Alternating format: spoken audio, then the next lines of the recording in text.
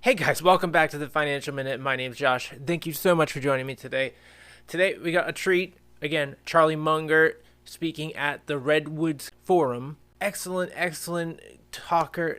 He just is so funny. He's all there, but excellent back and forth with Charlie Munger. He really is a humorful guy. I hope you guys enjoy this video. He's talking a lot about politics, but not really. He's talking more about general politics and general ideas rather than stuff that was going on back in 2020. So it's really a timeless video. Let me know what you think down in the comments below and, laugh along with his humor. He is a funny guy. Let me know what you think, guys, in the comments below. And also, subscribe and a huge thumbs up really does help out the channel. I will see you guys at the end of the video, and we'll talk a little bit about what we watched. Okay, here we go. Charlie Munger. Welcome, everybody.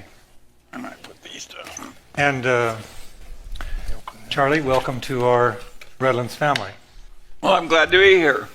I always like these awkward moments. I know that. Times with we Charlie. really enjoy 4 listening times. to Charlie talk. Once at his house in there's Hancock a lot of Park. awkward pauses that and then just from waste time our to time he comes to Redlands. So we're going to skip Isn't that amazing? Here we go. And so I'll simply start with an interesting question. I think it's an interesting question. Charlie, you have investments in a lot of places like Mill Valley and Santa Barbara, and you live in Hancock Park, and sometimes you say that Pasadena is your second home, and then you have various investments around Claremont, and now investing here in Redlands. Why are you investing in Redlands? What do you think about Redlands? I mean, what is it that attracts you here? I mean, I can see a kind of pattern there: Santa Barbara, Mill Valley, Pasadena, Claremont, and Redlands. So what is it, Charlie? Well, I have a natural prejudice for this area because when I was at Caltech in 1943, I used to hang around here. My first wife went to Scripps College and my sister went to Scripps College. And so I'm very familiar with this area. And of course, I've interfaced with a lot of the people who love these universities out here. Yes. And so I started with I always liked the orange trees against the mountains and the snow-capped whatever. So I started with a deep prejudice. Yes. But my investments here happened by accident. What happened was I live in a neighborhood which the Hasidic Jews sort of came into a few decades ago, a very successful group of people. And one day into my house, a very young 17-year-old Hasidic Jew came by and gave me the Hebrew Bible in Hebrew. And, Munger sounds like it could be a German Jewish name. And it means peddler in both German and English. So it wasn't totally crazy for a Hasidic Jew to think that Munger could read the Hebrew Bible in Hebrew, but of course I couldn't. And I got to talking with him, and one thing led to another, and I sort of befriended Avi and watched him grow up. And Avi never went to college. He has a mild attention deficit disorder, but a ferociously high IQ. And he was worried about it. And I said, Avi, don't worry about it. You don't need any college. You're going to succeed mightily. Well, Avi is now 32 and has 4 children and a hugely successful business. And I was right, he didn't need college. And Avi's sitting right there. Stand up, Avi. Yes, stand, wave to the crowd. And Avi had a client, his main client in his apartment management business, and he was unhappy. And I think rightly so. And so I said to him one day, because I'd gotten to like and trust Avi, I said, why don't you just get rid of that client you got and buy a bunch of apartments for me? And the first ones we saw were the ones I bought out here. And that's how it happened. And by the way, they're at the end of Alabama, those beautiful apartments. Yeah, they're really amazing. Yeah. Parkview Parkview Terrace. That's great. I think half of the occupants of those apartments work at AS3. So one day I'm sitting there and he calls me and he says, could I come out and talk to you? Of course, I didn't exactly know who Charlie was. So, sure, yeah, okay. And that's what began this friendship, actually. Amazing. But we've had a fair amount of fun. Avi and his partner, Ruben, and I. And it's kind of creative to buy old apartments and fix them up. And of course, we have a philosophy that there is no income unless the place is properly cared for. And the apartment management field is full of people who just milk the properties and do the very minimum. And that's a stupid mistake if you're a long-term investor. And Avi and I share a belief that all these things should be immediately improved. And I think in the first, year or something like that, we spent $600,000 on trees on just 4 projects. He's got my heart right there. Yeah. I was going to say, was that a planted question? No, it was not a planted it was not. But Oh, Larry. but Jack, you're probably doing it out of love, and I know how much better it's going to work for me, so I don't deserve much credit because it's very much in my interest financially to plant all those trees. Now, I would probably plant them anyway, but I can't prove that. At any rate, that's how we came out here, and of course I like the mountains, and I like the trees, and I like the people, and I like these good colleges. And I will admit that I didn't start out with the idea I'd picked Redlands out of the world. It's just where this apartment project that caught my attention was. But once I was here, I did not know there was an Esri company. I have made my way in life with a pencil and a pen and a calculating machine and the compound interest table, and I haven't looked at a calculus question since I was 19 years old. So I'm totally a creature of old-fashioned horse sense and a little arithmetic. And so I don't know about software companies like Esri. And so if I'd known, I would have paid more for the project. That's good. You know, it's a huge blessing to go into community. There's a big employer that keeps hiring and so forth. And Avi is so smart. I didn't suggest that he start giving. There are all kinds of rules in apartment house operators about guarantees of leases and down payments and what have you. And not every new employee of Esri qualifies. And Avi just took one look at the situation and he waives all those requirements for anybody that wants to work at Esri. Thank you, Avi. I really appreciate that. Well, but there again, he doesn't deserve any credit. That's a smart business trick. So he doesn't know whether he's being nice or being greedy. I don't. Whatever. I like these things where a confluence of 2 factors is working in the right direction. Yeah. And I happen to think I share Jack's interest in design and architecture, which is an absolute accident. My uncle was a graduate of the Harvard School of Architecture, and I am a graduate of the Harvard Law School. And I have done a fair amount of house building for myself and building projects of various kinds in my long life. And so it's kind of a hobby with me to do what Jack does sort of professionally. And so, of course, man, I see this beautiful campus and this very successful company. And I'm also a total nut on the subject that the best way to get what you want in life is to deserve what you want. And of course, if you apply that to business, that means you really take care of the customers. And it's perfectly obvious that what's happened to Esri would not have happened if it weren't terribly good at taking care of the customers. And of course, that's, again, I don't deserve any credit for doing it. I know I make more money taking care of the customers than I would if I were more short-term operating. So I don't want to masquerade as a better fellow than I am, because since it works so well, I don't think it'd be nice if I were like Mother Teresa and do something I didn't like doing. Because I'm a noble soul, but my life is organized so that just time after time, what works for my pocketbook works for every moral teaching that I've been taught. Yeah. And anybody who's in such a position is very lucky. And you people who work for a company like Esri are hugely lucky too, because there are a lot of employers that are defective. One of the things I have as a question is, you have acquired many companies, you and Warren together in your career. You've looked at probably thousands. What's the kind of philosophy that you have determining what's a good company and what's not a good company? And I'm not suggesting that you've had perfect success in all of your acquisitions, because I know you haven't. You told me that.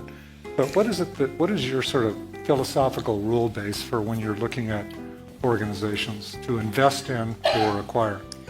Well, we have a very peculiar way of looking at things. We want to buy something that's intrinsically a very good business, meaning that an idiot could run it and it would do all right. And then we want that business, which an idiot could run successfully, to have a wonderful person in it running it. And if we have a wonderful business with a wonderful person running it, that really turns us on, and it works very well. And now we do make exceptions, but not many. And it's a pretty simple philosophy. Warren sometimes says you have to choose good person or good business. You know what he says? This is not politically correct.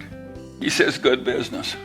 He wants something that has such tremendous strength that I had a friend when I practiced law, and he said, if it won't stand a little mismanagement, it's not much of a business. And we like businesses that stand a lot of mismanagement but don't get it. So that's our formula. And we can't make it work perfectly, but it certainly worked better than most people's methods have been. And we reject some wonderful businesses with some wonderful people where it's just too tough. Yeah. And I took on once, I've been so lucky in life that I took on once a job of being chairman of a nonprofit hospital because it was a losing hand. Too many competitors, too weak a position. It had a lot of terrible defects. And I said, this is good for me. I want to expose myself to the disappointments of the real world. And I want to tell you, it was 40 years of mixed agony and pleasure. and the agony never went away. It was, if the business is tough enough, it has a way of staying tough. As Warren says, that when a business with a reputation for being tough and a manager with an opportunity for being brilliant get together, he says, it's the reputation of the business that remains. And if they start tough, they stay tough. Yeah. It's really hard to change a whole business or a person. Lots of luck if you're disappointed in one of your children.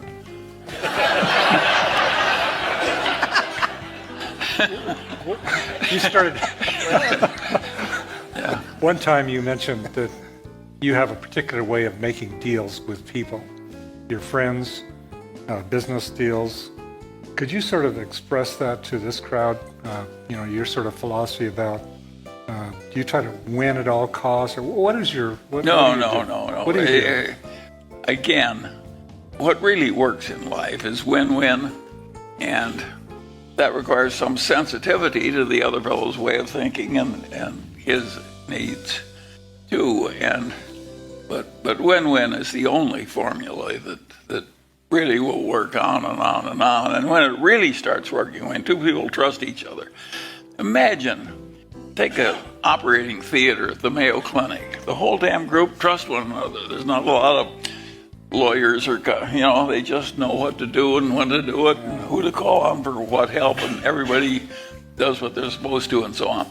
So we're trying to get these win-win relations, and of course I see it all the time. Costco has this reputation. I'm a director of Costco, and Costco has this reputation of being a fairly tough buyer. I don't regard them as that tough. There are a lot of people who are rich as small suppliers of Costco, but Costco is into win-win, and that's what really works. Yeah, it's win-win with their customers, but it's also win-win with their suppliers, and it's also win-win with their employees. Absolutely. Everybody has to win-win. Yeah. And Peter Kaufman, whom you know well, is just... Peter was here a few weeks ago. Did anybody see Peter? He's a close friend of... Well, Peter's the ultimate win-win operator, and the last person I want to compete with in life is Peter. He just takes such good care of the customers. I've never heard any complaint from Peter's customers except that his price is high. Everything else about the business is perfect. Larry, do you have any questions? Yeah, I don't want to totally, but I'm going to change it from the subjects you've been asking, Jack. And forewarning, spoiler alert, we talked about this backstage. I think you have a surprising take on a question that I was asking about philanthropy in this country, and you gave an analysis that to me was quite unexpected that I wasn't really thinking about. So can I have you? Yeah, I'm glad to repeat it. What I have noticed in my life is that in Europe, they do not have American philanthropy. It's just different. The only country in Europe where the people give heavily and routinely the way we do in America is Holland, and they were fighting the North Sea together. 35% of Holland is under sea level, and they really had to help one another with the dikes and so forth. And in America, we had the pioneers taking away the country from hostilities and danger and bad climate and so forth, and everybody had to help everybody else. So I think that both Holland and the United States were helped with a big tradition of philanthropy by the common hardship. And I think it's a great strength that we have in America. And if any of us were transplanted to Italy or France or Germany, we'd feel we're one of the most selfish people. Yeah. They just don't have much of a tradition of giving. And I don't know about you, but my involvement with charitable activities has been a big part of my life. And I think I'm better for it, and I've had a better life. So I think they're missing out. How do you do it? I mean, you what I've watched is you have a very specific set of things you do, and I'm totally charmed by it, but also interested in having you share it. Well, not everybody is charmed by it, because I get begging letters every day, and I just throw them in the wastebasket, particularly when they come from individuals I don't know, because I have a feeling if I started responding to those, I'd have nothing but letters. But I'm like everybody else. I have things that interest me more than other things. And I have done a lot of philanthropy where I've mixed my own ideas with my money. And my attitude there is a lot like what McNamara told the Chinese when he went over there when they were still mired in communism without Chinese characteristics. And McNamara says, we're giving you all this money from my World Bank. He says, but I want you to know something. He says, the ideas I'm promoting are going to help you a lot more than this enormous amount of money. And so it worked out. What a little free enterprise did when added to Chinese communism was take 800 million people up to a billion something people, and 80% of them were living in stoop labor and subsistence agriculture. They were living like the people of Central Africa live. And it wasn't all that many years with the Chinese have a big middle class and an average GDP of $10,000 a person instead of $300 a person. Transform the world. And the ideas were worth more. And you have to give the Chinese credit for, one of those old communists said, I don't care if the cat is black or white as long as it catches mice. They watched the Chinese man in Singapore take a malarial swamp and turn it into almost a paradise with a 70% Chinese population. And they're sitting there in this poverty and obscurity and no toilets and really very tough lives. And here is Singapore flourishing with its Chinese population. And that old communist says, I want to be like Singapore. And he made it happen. Now I think he deserves some credit. In my life, I think what happened in Singapore was one of the interesting bits of political science that ever happened in the history of the world. I would argue that Lee Kuan Yew is probably the greatest nation builder that ever built. Now, occasionally he would use a pretty tough method.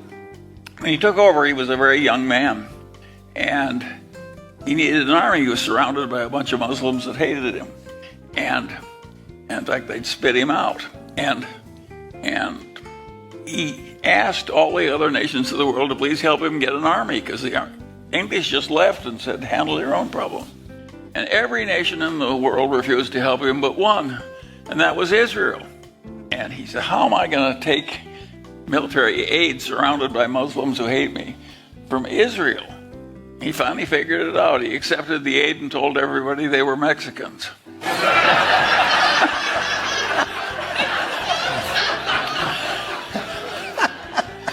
Well, you can see why he was so successful. He had a mantra which doesn't have any literary quality, but it has a lot of good sense in it. He'd say over and over again, figure out what works and do it. That's what built modern very Singapore. Practical. Very practical. Figure out what works and do it. Do a follow-up on this. Do you feel that philanthropically, are people, I know there's not a gene, but born with an instinctive sense that to help, or is it a learned trait as one gets on? I think there's a million different reasons for philanthropy. And one thing that is very interesting that I've observed in my life, I've known a lot of roguish people that made a fair amount of money, and they start giving a little money to show off, and 20 years later, they're actually real philanthropists. Yeah. You become what you pretend to be to some considerable extent. And having observed this so much, I think there's something to be said for hypocrisy, but that's not a common observation, but I've seen it do so much good in life that I don't think it's all bad, the hypocrisy. And I always try to pretend to be a little better than I am. Not too much. By the way, don't you read a book a day, something like that? Like you told Well, me? Maybe not. I read and I skim a lot. Yeah. I do the accidents of life. People give me books. I live in a torrent of books, and perfect strangers give me books. Yeah. Lots of them. And I almost never buy a book anymore. When I was younger, I used to order them from the book review columns of the New York Times. And now that it's torrent of books comes in, I just select what I want. And I'm amazed at how well some of these people are reading me. And what has that done to your life, I think? Well, it was perfect for me. I don't think you can take every bookish little boy and turn him into a billionaire by patting him on the head and say, read all you want, Johnny. But if it were that easy, there'd be more billionaires. But it enormously helped me. And I think reading, once you've learned it, reading and arithmetic, you can take in so much, and you can take it in on your own time schedule. If somebody's talking to you, he may be telling you something you don't want to know, you already know, it's too hard, or he's going too fast or too slow. Yeah. But when you're reading, you can just take it as you want it. So it's just God's gift. If you're into self-education, there's nothing like reading. And of course, people who do a lot of it have an enormous advantage. And what does that say to education? Yeah, Larry, you might have a question. Yeah, back to this issue about sort of today. You have such a variety and depth of diverse interests and ways in which you acquire knowledge and observation and all the rest. Where do you think we're headed in terms of specialization versus a broad-based, at least well, platform? Of course, specialization is the safest way up for most people. And for that reason, say surgeons know more and more about less and less. And that's what gets rewarded. And if you have a nasty fistula in your colon, you do not want a surgeon who's good at Proust or political science. it's understandable how the world rewards this specialization. I never liked it, and I loved picking up new ideas, being a great, passionate reader. And so I decided I'd make whatever living I could make doing what I like to do, which is sort of romping over a whole field. I do not recommend it to other people because the safe way up is to know a hell of a lot about something. And under our system, they find you out. Now, Esri wouldn't have worked very well if you also raked lawns. You know, You never know, really. I've done my share of it. yeah, well, I mean, but if you had everybody out here Wouldn't work. working by the hour raking lawns on their spare time, it wouldn't work very well. And I think what Larry's trying to get at is the role of a liberal arts education. What is your thoughts about that? well, it's an enormous advantage. Of course, if you learn your own language, that's a very useful gift. And of course, learning the basic math of life is another tremendous gift. And if you're really good at picking up language and doing just basic arithmetic, you can take enormous territory. You don't need much else. I have never looked at a calculus problem since I left Caltech. Never left it. Never looked once, never used it. And I was a whiz. By the way, I went away totally. 70 some years, that was enough. Yeah, I don't know about your calculus, but mine is gone. And so, but this other stuff never goes away. And if you keep honing it and if you get good at it, then you learn something that's more important than what they teach you in college, is you learn the method of learning. When I want to know something, I just learn it. And take, for instance, I got to the Harvard Law School. I couldn't figure out how Reverend Moon was inviting people out to one weekend and they came back brainwashed zombies for the rest of their lives. And nobody in the Harvard Law School could explain it to me. So I thought I'll figure it out for myself. You know, my mother had a little nursery rhyme with a little red hen that said, "I'll do it myself," said the little red hen. So I thought, I'll figure this out. Well, it took me a long time, but I finally figured out to my satisfaction exactly what was being done. They just stumbled into this through practice evolution. It wasn't calculated forethought. They just assembled a bunch of psychological tricks and pounded them on these people all at once under conditions involving stress. And at a certain point, the brain would just snap. And they had these people transformed into slaves. Boom. Well, that was a very interesting thing, but of course nobody wants to talk about it because it has implications, people fear. But I think that that habit of if they won't explain it to you, figure it out for yourself, has helped me enormously in life. It's also hurt me because you give terrible offense when you go into somebody else's profession and act like you know more than he does. Right. And I'm much smoother now than I was when I was young. And I'm still pretty insufferable. What are you thinking about today's economy in reference to 10 years ago, in reference to 20, 30, 40 years ago? What's going on today? Well, what's going on in politics is that the people hate each other more than they used to. It wasn't that we didn't have political hatreds in the old days. Now, the hatred is you can cut with a knife on both sides. I think it's very ugly. And I also think it is stupid to allow yourself to hate that much. There are two things I've noticed in a long life really do enormous damage to the bearer. And one of them is resentment and the other is hatred. And it just, what good is it going to do you to have this vast resentment of the way the world is? And of course, I've watched people work on resentment to get power in politics. Adolf Hitler did it, you know. We poor Germans have been abused, blah, blah, blah, blah, blah, waving his arms. And I think that we have drifted on both sides into way too much hatred and way too much resentment. And Does this scare you? I think it does terrible damage to the bearer. Does this You scare can be disappointed in your political opponent. You don't have to hate him.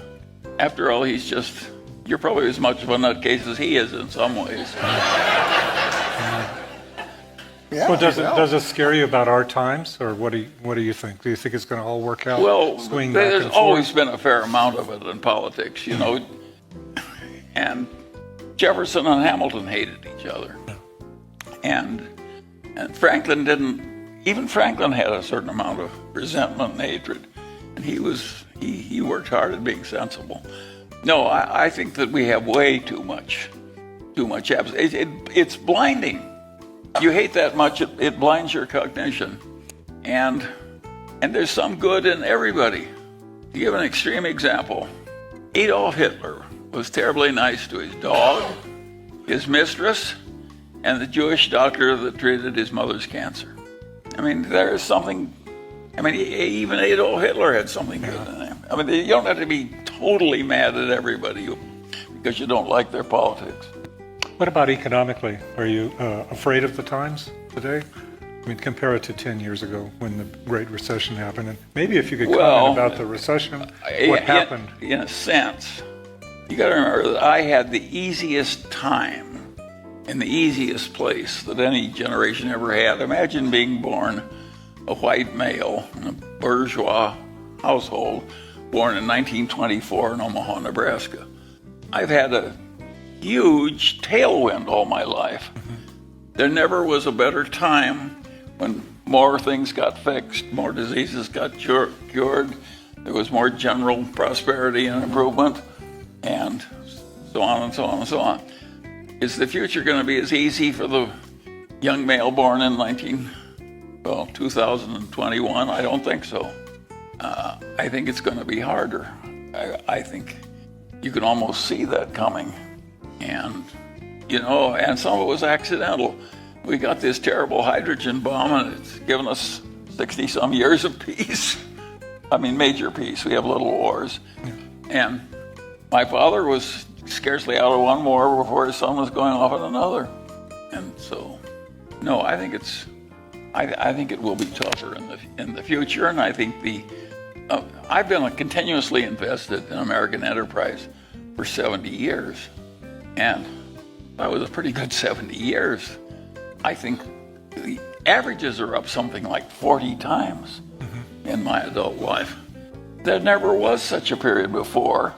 And, well, in real inflation-adjusted terms, of course, it's not 40 times. It's way less because maybe 2 or 3% of that per annum is inflation. But what are the chances, let's assume the real return was 7 or 8%. What are the chances that the person born today is going to have 7 or 8% growth and no big wars or troubles for 70 years? I'd say they're almost zero. Now, I don't think that's any reason to despair. After all, why should you despair in a world? If you have a game you can't win anyway, we're all going to die. And if you can stand that, you can stand a little depression or something. Yeah. That's true.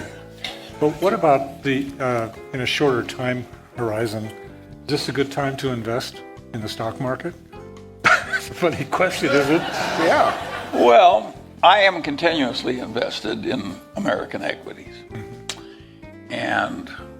But I've had my Berkshire stock decline by 50% 3 times. And it doesn't bother me that much. I regard that as just a natural consequence of adult life properly lived. So if you have my attitude, it doesn't really matter. I always liked Kipling's expression in that poem called If, and he said, success and failure, he says, treat those two imposters just the same. You just roll with it. Sometimes it's going for you and some against, and it's all part of the same game.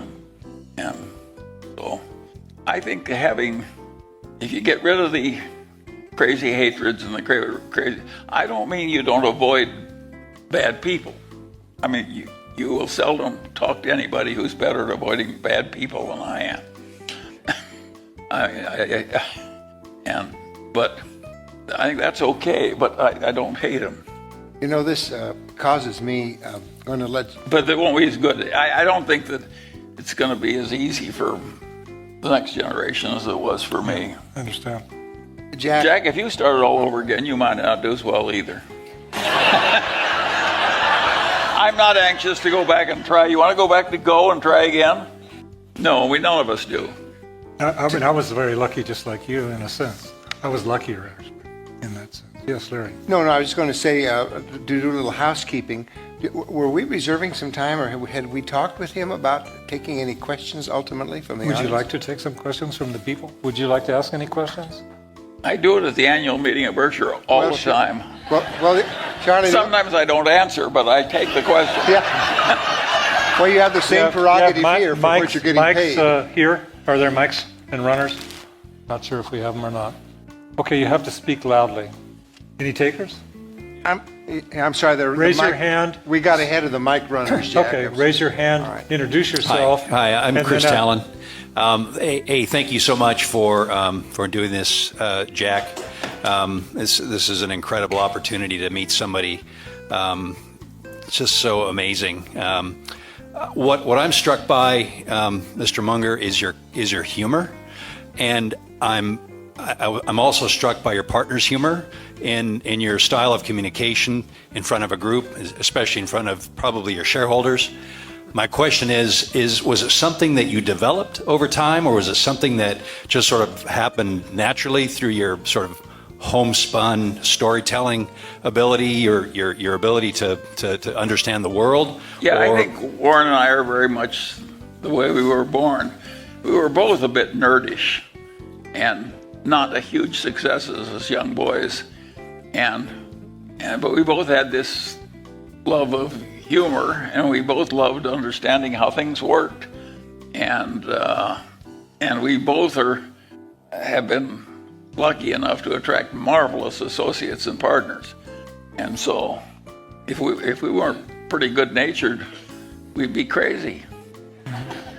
But no, I don't think if you don't have humor, I don't think you can get it. I think you're born with it. That's right. And the same with shyness and a lot. You can conquer shyness a little, but basically, I think we all live with the natures we were given, and we just have to make do. Warren and I have fun in business, and we like our business, and we like the people we work with, and we like the problem solving. That's a huge advantage in life. If you really love problem solving, that is worth about 20 IQ points. Yeah. Very true. Another question. Right here. Thank you. Introduce You're yourself. wonderful to listen to. Thank you. I wonder if I could ask you to go back to maybe your 20s or something of what got you really excited when you began seeing what you might do and what your future could be, or what you seemed to be especially enthusiastic about that led you down this path. What turned you on first? Young, you could have played football. I came from a conventional family, happy marriage, good siblings, etc. My parents' friends were wonderful people, so I had just fabulous people. In fact, I used to say I have a great trouble in Los Angeles finding people as fine as the people I used to know in Omaha. And I had a very unusually desirable situation as a young boy. And so did Warren. And although he was more unhappy when he was young than I was. And it just happened.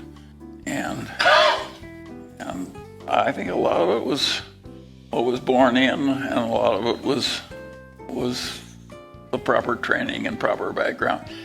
My grandfather Munger had been born in extreme poverty. His two parents were school teachers in a little town in Nebraska, and 2 school teachers' income enabled him to buy the meat for dinner every night at the butcher shop in the little town he lived in Nebraska. He went to the butcher shop with a nickel, and he bought the parts of the animal nobody else would eat. Now, if you start life that poor and make your own way, which my grandfather did, you're quite a fellow. And he was self-educated, and not self-educated in a rudimentary way. I mean, he spoke Greek and Latin, self-educated.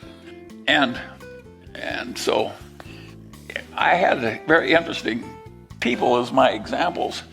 And my grandfather Munger believed down to the soles of his feet in being rational. And he worked at it. And I watched it, and of course it worked well for him. It had made him district attorney and president of the Bar Association, and finally a very young federal judge, and he served as the only federal judge in his capital city for almost 40 years. I mean, he had a splendid life. And he always lived way below his income and was able to help other people when they needed help. He was a very good example. And he was kind of firm about it. He never took a drop of liquor in his whole life. Somebody asked him once, why don't you drink? And he says, why would I take money out of my pocket and put something in my mouth that would make my head work less well? Well, you can say why I like my grandfather. And he was politically incorrect when my parents got married. He came and he looked around the congregation, and it came time for him to make a toast. He said, well, he says, I'm always particularly optimistic at a wedding when I see the same kind of people on both sides of the aisle. Well, that's not politically correct, but it's a very understandable sentiment. And so anyway, I had these good people around me, and a very interesting time of peace and so forth. But what caused the financial success was not extreme ability. You know, I have a good mind, but I'm way short of prodigy. And I've had results in life that are prodigious. And that came from tricks. I just learned a few basic tricks from people like my grandfather. What were those What tricks? kind of... Now everybody's leaning in, wanting to know. It's too late for you old guys. Anyway, but no, there are all kinds of tricks that I just got into by accident in life. One, I invert all the time. And when I was a weather forecaster when I was in the Air Corps. And how did I handle my new assignment? Being a weather forecaster in the Air Corps is a lot like being a doctor that reads x-rays. It's a pretty solitary. You're in the hangar in the middle of the night and drawing weather maps and you're clearing pilots, but you're not interfacing with a bunch of your fellow men very much. And so I figured out the minute I was actually making weather forecasts for real pilots, I said, how can I kill these pilots? Now that's not the question that most people would ask. But I want to know what the easiest way to kill them would be so I could avoid it. And so I thought it through in reverse that way. And I finally figured out, I said, there are only two ways I'm ever going to, I was in the ferry command. There are only two ways I'm going to kill a pilot. So I'm going to get him to icing his plane can't handle, and that will kill him. Or I'm going to get him someplace where he's going to run out of gas before he can land because all the airports are sucked in. And I just was fanatic about avoiding those two hazards. And if Kobe Bryant had had somebody like me, he'd still be with us. Yeah, it was so stupid to kill yourself that way. But just that basic, I may have learned that from my grandfather. My grandfather would say to me when I'm swimming, he'd say, swim as long as you want, but stay near the shore. Well, but you can laugh, but he was a very wise man. But what I'm hearing you say is that you, as a discipline, look at what the risk is on the other side of the situation and you avoid that. That's one of the rules. Right? Well, it's like a lot of practical problems in algebra. If you invert, you can solve it easily. If you don't, you can't solve it easily. Exactly right. And so, of course, I had that trick very early. And most people would say, how can you please tell us what you do to save India or to help India? And of course, I would approach it differently. I'd say, what could I do which would most easily hurt India? And approaching it in reverse that way, I got better results. You look at the vulnerabilities. Yes, and I have a whole bag of tricks like that. I went to the ROTC both in high school and college. And the ROTC taught me to fire mortar shells or artillery shells, one shot over one shot short, and then kapow. Well, I never shot any damn shells, but I've been using that mental trick all my life. That's how I determine what size to make something. Over and under and kapow. And so I just got a bag of tricks. And I got the right bag of tricks early. And of course, it's been of enormous help to me. Let me give you an example. I had a client once when I was a young lawyer, and he owned a bunch of hilly ranch land on the edge of civilization, not very far from here in Southern California. And the Edison Company came through and they wanted a new easement through his land. They already had some easements. And he hired the leading appraiser in Orange County, real estate appraiser, and said, and he had the idea that he should have $250,000 for this easement from the Edison Company. And this leading appraiser, who was very pompous and very old and very distinguished, and he told him, no, I'm sorry, it's only $125,000 value in your damn ranch. And so he came to me and said, Charlie, can you talk some sense into this elderly appraiser? And so I looked at his problem and I told the appraiser what I thought how he was doing his own appraisal wrong. I'm not a real estate appraiser, he is. And what he had done is what he was taught to do in appraisal school. He thought the problem through in 2 dimensions, and he figured out from comparable sales what the value per acre was, and then he computed the acreage, and he had something a little bit on the damage the easement would do to the remaining property and so, but it was all done in 2 dimensions. And I said to this appraiser, you've got to do this in 3 dimensions. You know, God gave us 3 dimensions. And I said, if they put the utility towers, big transmission line towers, which is why it's going to freeze the grade. And the logical way to develop your land is to lop off the top of the hills and put them in the valley. That's the way hilly land is developed. And they're doing enormous damage to you by freezing the grade. And he said, he wouldn't change a damn thing. So I said to my elderly client, I think you have to fire this twit. And I will hire you an appraiser who can think. And so I got him $600,000, which wasn't at all hard because I was dealing with a bunch of honest engineers at the Edison who did think in 3 dimensions. But again, that's so simple, but you'd be surprised how many lawyers would screw that one up.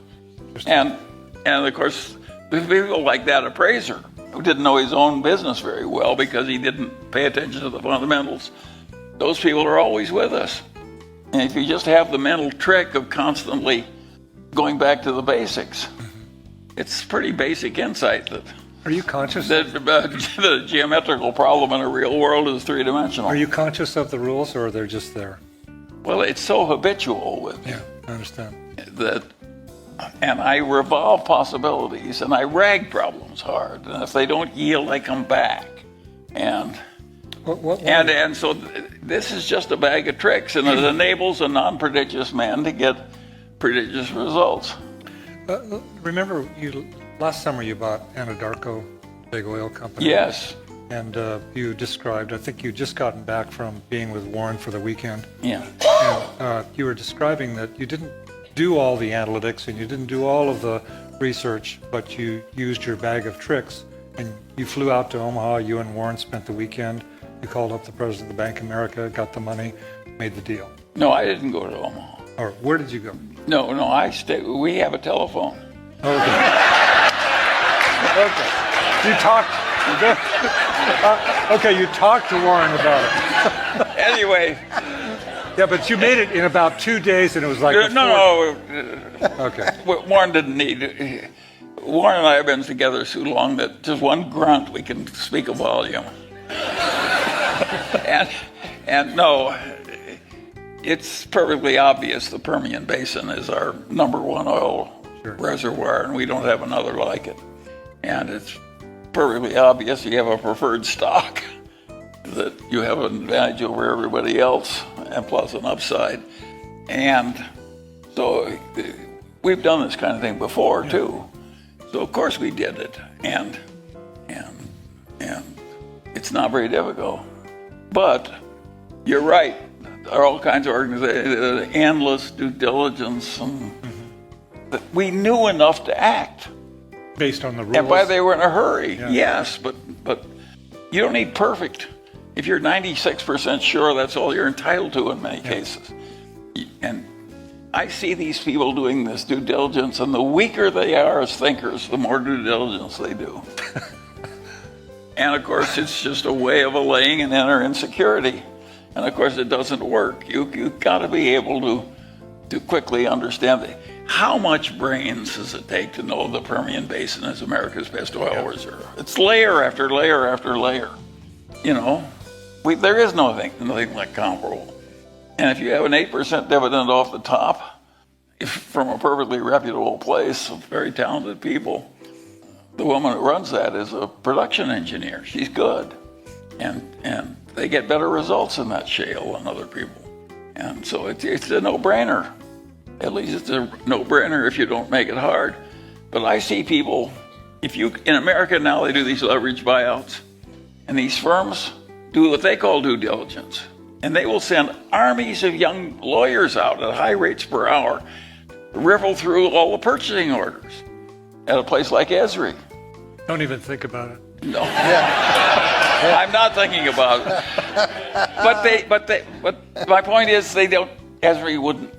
You don't have to look through the purchasing orders to know that Esri is a good business. And I don't think people who are that insecure mentally ought to be in positions of decision-making power. Yeah, that's good. I'll applaud that one. Okay, we got one more question. What's it going to be? It better be a good one. It's a good one. Okay, introduce yourself. Hello, I'm Joshua Gillespie. Thank you, Larry, Jack, Charlie, for all being here. Charlie, like you, I am very excited about investing in undervalued assets. However, specifically what I'm interested in is low socioeconomic, young folks who are not college bound. So what specific advice, functional advice, would you give to that demographic of folk who are looking to better their lives? Well, I don't think you can just give advice to the young and just have it automatically sprout like Jack's beanstalk. A lot of people are just natural non-sprouters. And so my technique is to find the people who have the sprouting and then fertilize them greatly. And in other words, Warren puts it in a more pithy way, as you might imagine. He says, we make silk purses out of silk.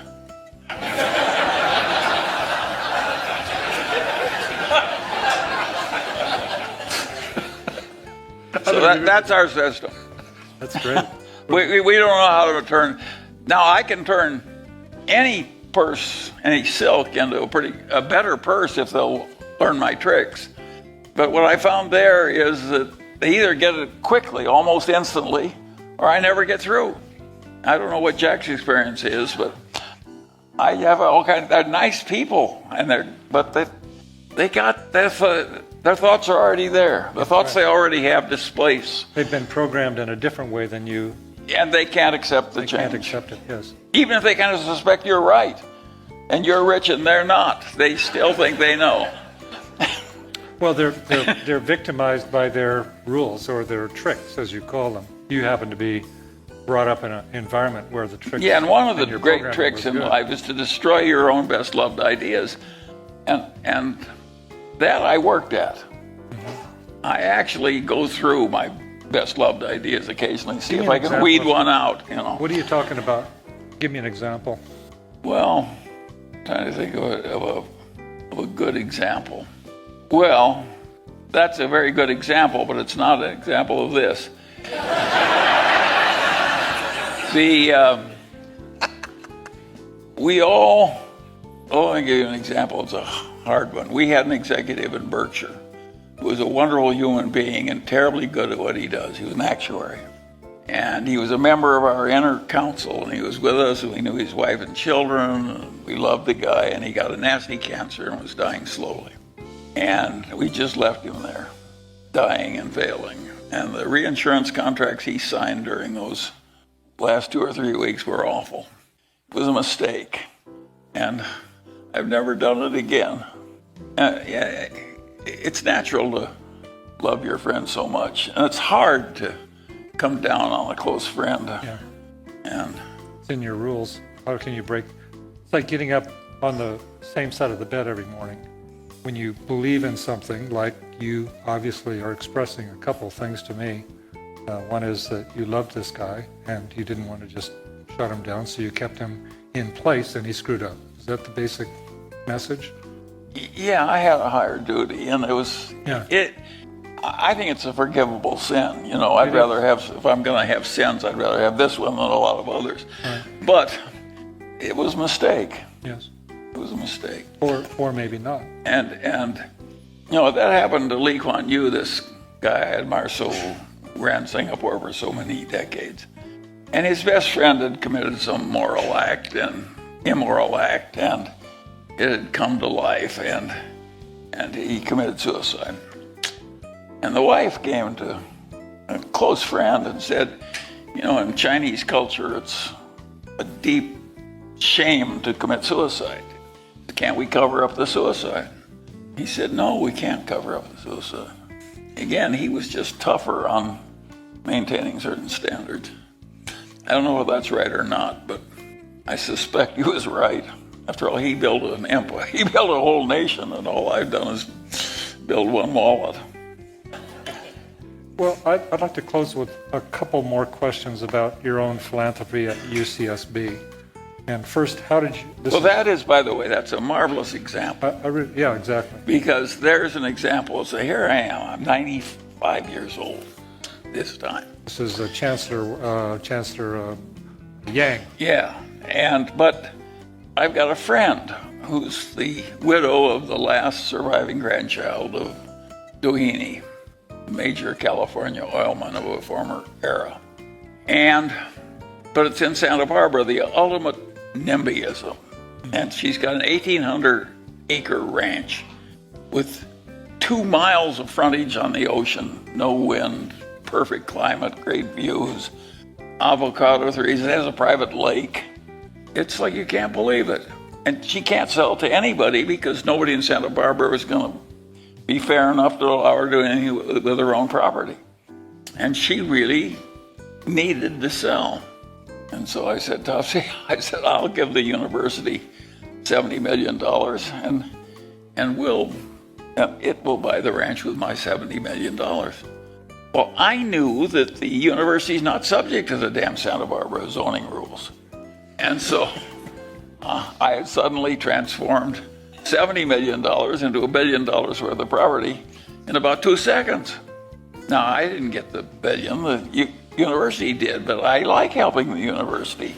And particularly when I can get $1 billion worth of value for $70 million plus a little horse sense.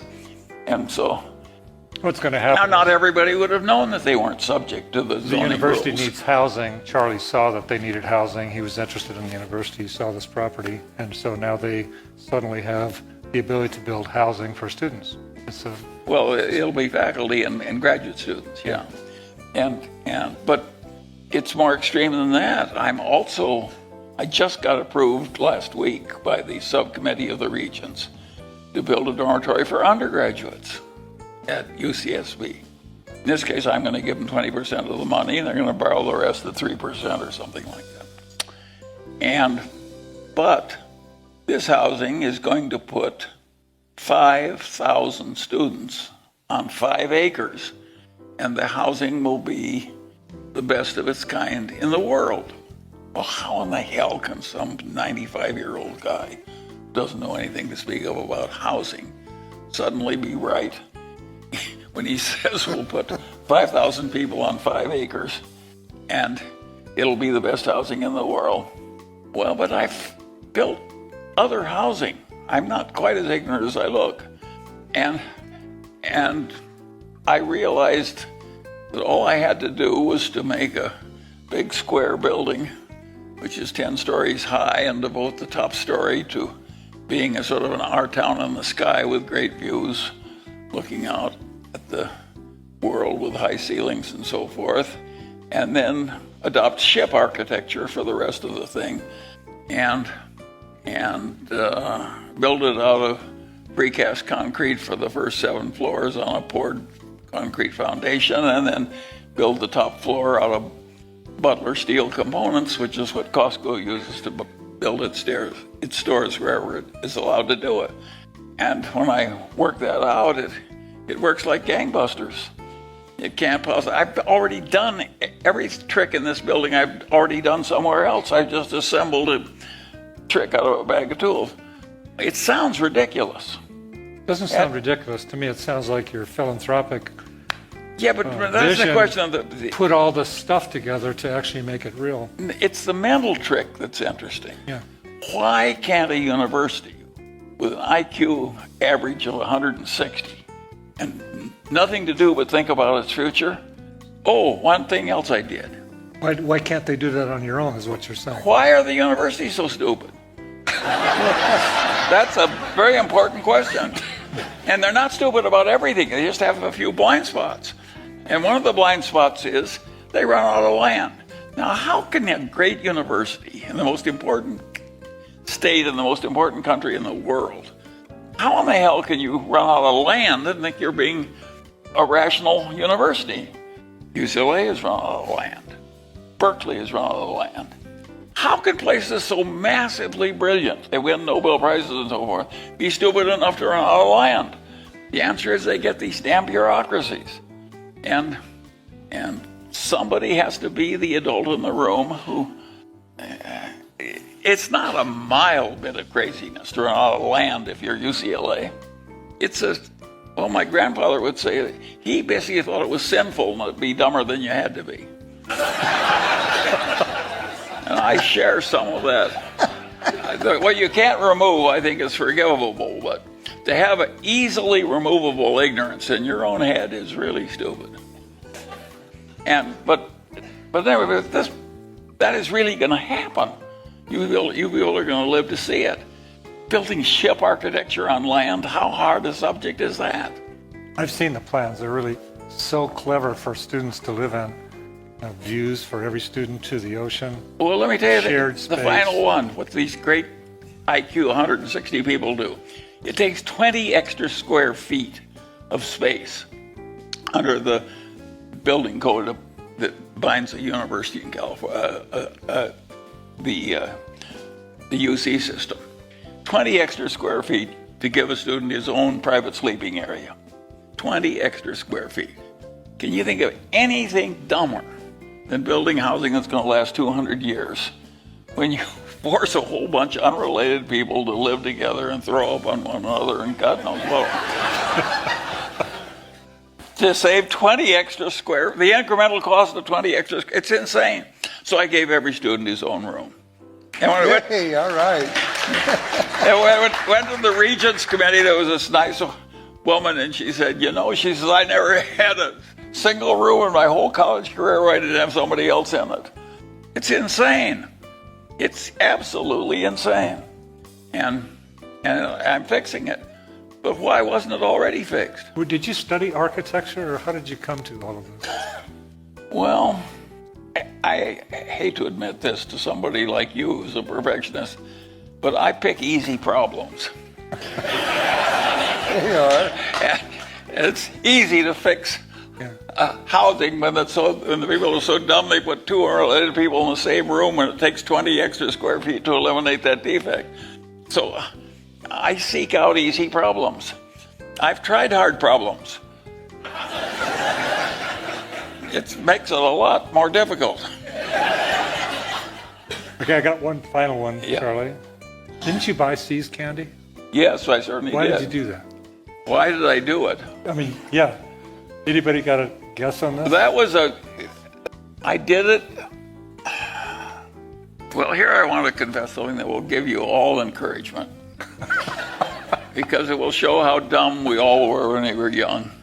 And how we barely bought it. The price was $35 million, and they had $10 million surplus cash. And they were making $4 million a year. So hardly expensive. And it was this iconic brand. Yeah. And it had been created by a woman that was 70 years old when she founded the company. Very interesting story. And at the very end, we were about $100,000 apart. And Warren was used to saying, God damn it, you know, I'll bid 20 and an eighth, and I don't mean a quarter. And we just almost didn't buy it. And I would not, we just squeaked through. We made a wonderful decision because we were just barely smart enough to make a no-brainer. And that teaches another lesson too. We all start out stupid, and we all have a hard time staying sensible. And you have to keep working at it. Berkshire would be a wreck today if it were run by what Warren and I knew when we started. It's that we kept learning us. And I don't think we'd have all the billions of stock of Coca-Cola we now have if we hadn't bought C's. You know, I mean, there were huge consequences of getting over that last stupidity. We threw out our typical firm business-like methods, and what happened there, neither Warren and I deserve any real credit for. My partner, I had wonderful partners all my life, who was a petroleum engineer. He just said to Warren and me, you guys are all wrong on this. He says, this is a wonderful company and you're being way too chintzy. There aren't many companies like this. And that, he changed our minds. So now you know how we were smart enough to buy C's. Barely. The answer is barely. You said to me, okay, this is my last question. By the way, we're smarter now. I'm glad. But I'm glad everybody appreciates C's. Yeah, exactly. Don't you guys love C's? Yeah. You said to me something about the high road. well, that's Warren's famous remark. I love that. Share that. Warren always says, you should always take the high road because it's less crowded.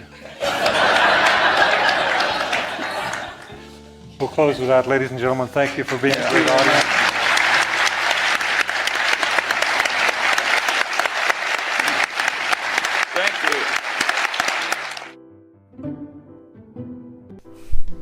Well, guys, Charlie is a riot. He really is.